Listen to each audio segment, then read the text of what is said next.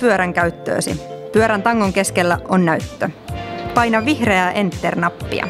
Paina numero 2. Syötä näyttöön 7-numeroinen pyöräilijätunnus ja paina Enter. Syötä näyttöön itse valitsemasi 4-numeroinen PIN-koodi. Paina Enter.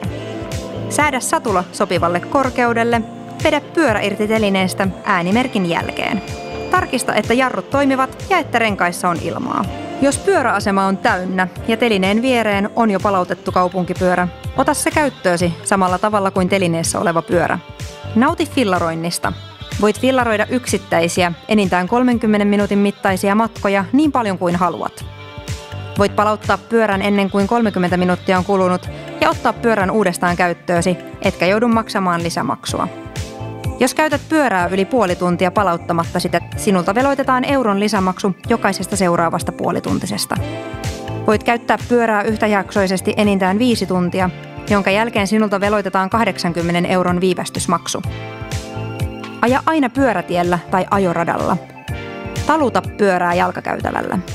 Suosittelemme pyöräilykypärän käyttöä. Asiakaspalvelu auttaa kaupunkipyöriin liittyvissä kysymyksissä.